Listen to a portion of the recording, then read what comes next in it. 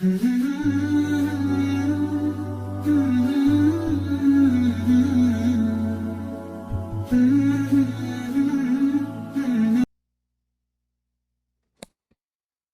الرحمن الرحيم والصلاة والسلام على سيدنا محمد وعلى آله وصحبه أجمعين. السلام عليكم ورحمة الله وبركاته.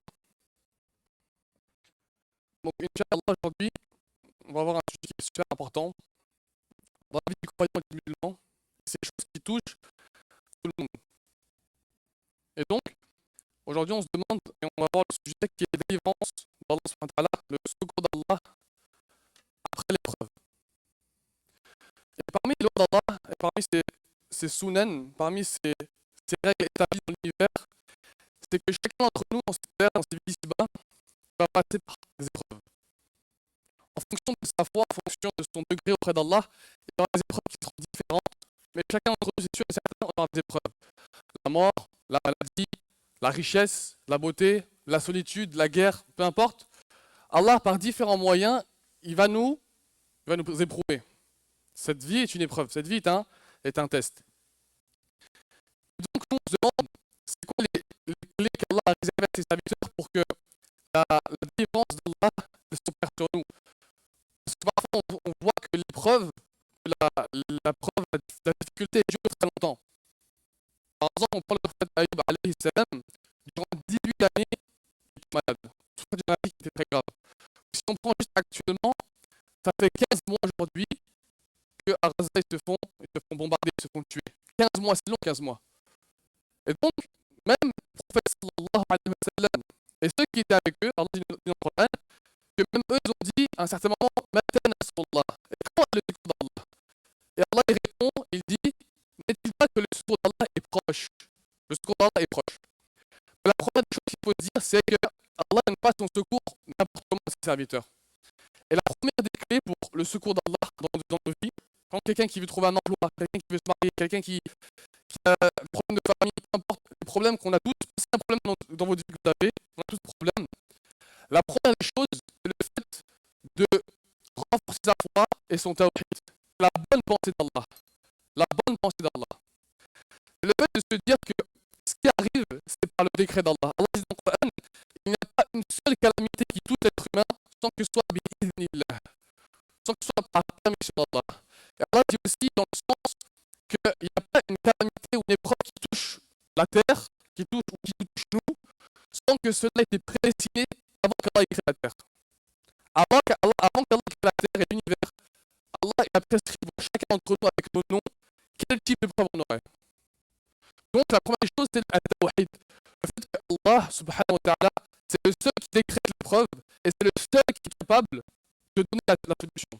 On ne dit pas qu'il n'y a pas des cours à faire, il y a des cours à faire bien sûr, mais la première des choses, c'est comme mon cœur est vis-à-vis d'Allah. Parfois, malheureusement, on a la foi en nos actions. On a la foi en ceci ou cela. On a des contacts, on se dit, cette personne-là, elle va me tirer d'affaire, cette personne-là, elle va m'aider, lui va m'aider, ou cette institution va pouvoir m'aider. Oui, c'est une cause, mais la première personne qui peut aider, c'est Allah Azza wa Jal. Ça, c'est une chose qui est importante.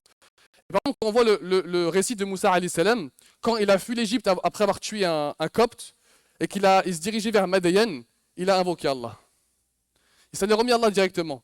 Quand il a tué un homme, il a dit, Allah, pardonne-moi, j'étais parmi ceux qui ont été injustes, alors sauve-moi. Nuh alayhi salam, il a demandé à Allah. Tous les prophètes, ils ont demandé à Allah. Et quand Moussa alayhi salam, dans le récit de Surat Qasas, il a donné de l'eau aux femmes, il s'est assis auprès d'un arbre, sous l'ombre parce qu'il faisait chaud, et il a dit, Allah, oh Allah, je suis vraiment, comme je demande ton soutien, j'ai besoin d'une chose que tu pourras faire descendre sur moi. Il a demandé à Allah Azza wa Jal. Donc, première des choses, c'est le fait de penser du bien d'Allah, que Allah, il ne nous éprouve pas pour nous faire souffrir, mais il nous éprouve pour faire sortir le meilleur d'entre nous. Et comme on sait, c'est que les prophètes et les gens pieux ont des épreuves très grandes.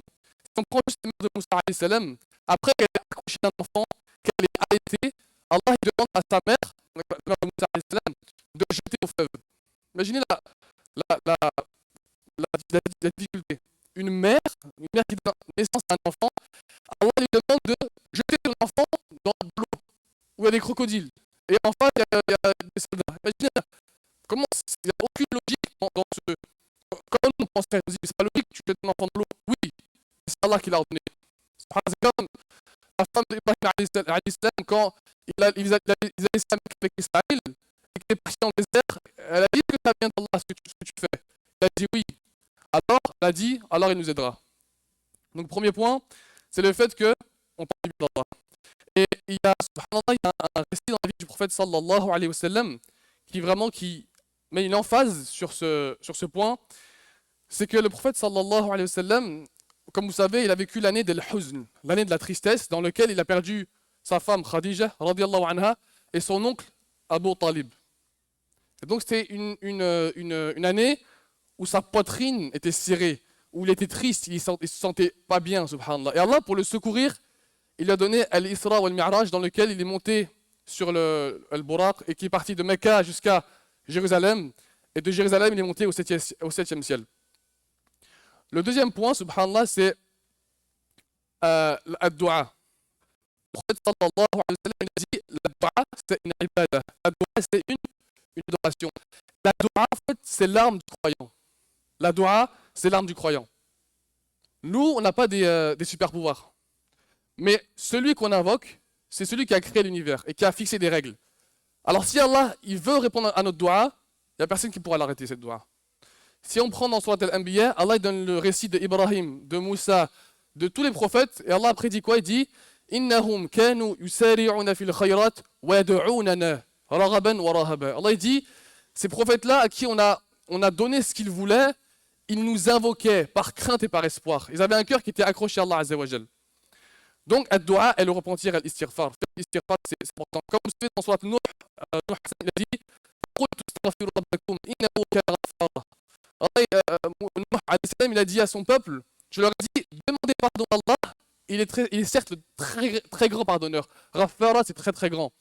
Et qu'est-ce qu'il fait? Après Allah, il dit quoi? Il dit qu'il vous enverra du ciel, de l'eau, il vous donnera des enfants et des richesses.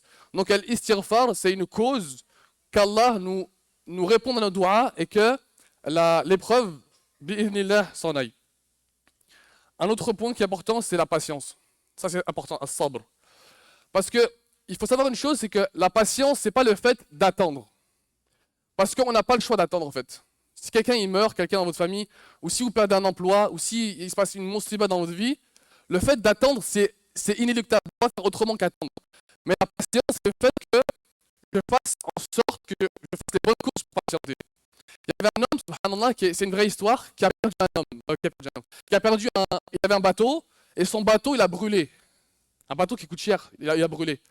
Et donc les gens sont venus le voir, ils lui ont dit, oh, ton bateau a brûlé. Et donc lui, il a réfléchi comme ça, et après il a dit, Alhamdulillah. Il a dit Alhamdulillah. Ok? Peu de temps après, les gens ont appris que son bateau avait brûlé, certes, mais juste partiellement. Seulement des petites parties qui ont brûlé du bateau. Et ils sont venus le voir, ils ont dit, oh, on a une bonne nouvelle pour toi. Ton bateau, il est réparable, il n'est pas totalement détruit. Et lui, qu'est-ce qu'il a dit? Il a réfléchi, et il a dit, Alhamdulillah. Et donc les gens lui ont dit, on ne comprend pas. Tu dis Alhamdulillah, c'est très bien, mais pourquoi à chaque fois tu mets un temps d'arrêt entre tes réponses? Tu réfléchis, tu dis Alhamdulillah. Il a dit, j'ai pas dit Alhamdulillah, excuse-moi. Il a dit, j'ai pas dit Alhamdulillah parce que mon bateau il a brûlé ou parce qu'il n'a pas brûlé, ou parce qu'il est en bon état ou pas. Il a dit, j'ai dit Alhamdulillah parce que quand tu m'as dit que mon bateau avait brûlé, j'ai regardé mon cœur. J'ai regardé ce que j'ai pensé d'Allah. Et j'ai été satisfait du décret d'Allah, alors j'ai dit Alhamdulillah. La deuxième fois, quand tu as dit que mon bateau était en bon état, j'ai réfléchi et j'ai dit Alhamdulillah. Parce que j'ai regardé l'état de mon cœur et j'ai vu qu'il était satisfait du décret d'Allah. Donc j'ai dit Alhamdulillah. Il n'a pas dit Alhamdulillah par rapport à ce que son bateau soit en bon état, mais il a dit Alhamdulillah pour le fait qu'Allah lui a permis d'avoir une bonne pensée de lui. Et donc nous, il faut regarder quand on apprend une mauvaise nouvelle, quelle est notre première réaction? Et en réalité, cette réaction-là, c'est l'état de notre cœur vis-à-vis d'Allah. Il y a des gens, malheureusement, qui apprennent des choses graves, ils se tapent dessus, ils s'arrachent les cheveux, ils crient, ils disent pourquoi moi, pourquoi Allah m'a fait ça à moi. C'est une chose qui est grave. Le fait de remettre en cause le décret d'Allah, c'est une chose qui est très grave. Et Allah, il fait ce qu'il veut, et nous, c'est à nous de travailler notre foi, Inch'Allah, pour que lorsque vient une épreuve, on puisse y réagir convenablement, comme Allah le veut de nous. Une chose qui est importante, c'est aussi, lorsqu'on a une épreuve, une calamité, c'est le fait de multiplier les bonnes actions. Le fait de multiplier les bonnes actions, le Coran, les sadaqas, le bon comportement, le fait de rendre visite aux gens, de rendre visite aux malades, c'est une chose qui remplit le cœur de rahma et qui fait que Allah nous soutienne. Allah, il soutient ses serviteurs pieux. Allah il soutient ses serviteurs pieux, c'est une loi qu'il a mis. Les serviteurs pieux d'Allah, les gens qui font le bien, Allah ne les abandonne jamais. Même si la longueur de l'épreuve peut être longue. L'épreuve peut durer très longtemps. Comme on a dit, Ayyub alayhi salam, c'est 18 années. C'est énorme, 18 années. Et aussi, le fait de faire des actions, c'est une chose qui est répétée dans le Coran. Allah, quand il parle de Maryam alayhi salam, comme vous savez, Maryam alayhi salam, elle s'est écartée de sa famille, à l'ouest, il me semble. Et Allah a envoyé Jibril alayhi salam. Donc, Jibril, comme vous connaissez l'histoire, il est venu sous la forme d'un homme magnifique. Elle lui a dit, oh, crains Allah, je ne veux pas que tu m'approches. Il a dit, je suis juste un serviteur, un messager d'Allah pour t'annoncer la bonne nouvelle d'un nouveau-né, Isa alayhi salam. Quand elle a été enceinte, malgré que c'est une chose qui est une des plus difficiles pour une femme d'être enceinte, son ventre était à gestation, elle était couchée. Allah lui a dit, secoue le palmier. Pas de date. Allah il aurait pu lui envoyer un ange qui lui ramène à manger, mais Allah a voulu que Maryam alayhi salam, malgré le fait qu'elle avait une épreuve immense, on l'accuse d'une chose très grave parce qu'elle n'a pas eu de mari mais elle a un enfant. Donc les Bani Israël, ils l'ont insulté d'une chose grave qui est une femme de petite vertu qui fait des choses mauvaises. Et en plus de ça, elle est enceinte dans le désert seule. Et Allah lui dit, secoue le palmier pour que tu aies des dattes, subhanallah. Donc malgré qu'elle était enceinte, elle a fait une œuvre.